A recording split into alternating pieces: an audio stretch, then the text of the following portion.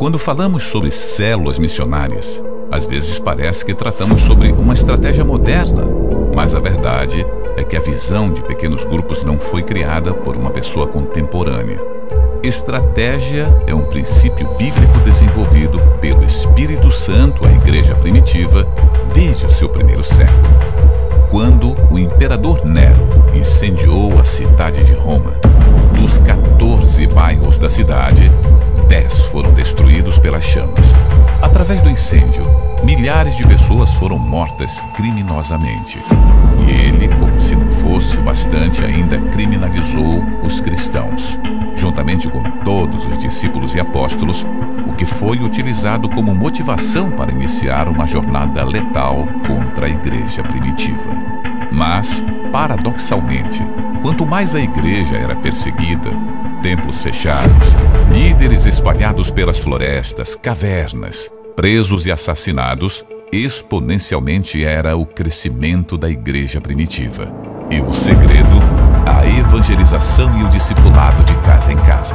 Entretanto, o tempo passou e o inimigo descobriu a estratégia que movia as pernas do crescimento da igreja. No terceiro século cristão, um imperador romano chamado Constantino criou uma história onde ele dizia ter conhecido Jesus, portanto também seria um cristão a partir daquele momento. Ele enganou muita gente, inclusive a vários líderes, e assim persuadindo-os a desenvolverem a igreja trancafiados apenas no templo. Construiu-se então a igreja romana, e dentro de um templo parecia que tudo era muito grande, porém não era a verdade. Um mero engano. A igreja havia perdido as suas pernas de crescimento. Não estava mais nas casas, não evangelizava, não discipulava, não formava novos discípulos. Consequentemente, não crescia e não multiplicava. Uma era depois, Deus levanta a reforma protestante. Com ela, a igreja voltou para dentro das casas, porque fugindo do alto clero, Lutero se escondia de casa em casa e ganhava famílias com a revelação da palavra. Conhecemos o avivamento da Rua Azusa, que começou em uma casa, e com o poder pentecostal de casa em casa, veio até Belém do Pará, com Daniel Berg e Gunnar Wingren, que iniciaram o avivamento do Brasil na casa da irmã Celina Albuquerque e daí crescendo para outras casas. A Assembleia de Deus nasceu e cresceu nas casas e somente após 3 anos é que tivemos o nosso primeiro templo.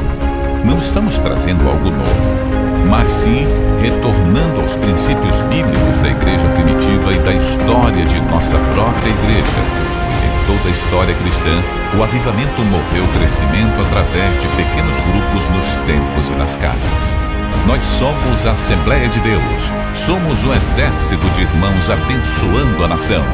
Nós somos a igreja, evangelizando e discipulando através de células missionárias, 3.000 casas, 3.000 líderes, 3.000 igrejas, uma só história, um único propósito. O nosso maior legado, o ID de Jesus, a nossa própria vida. Congresso Brasileiro de Evangelização e Discipulado. A igreja de volta ao lar. A igreja de volta ao lar.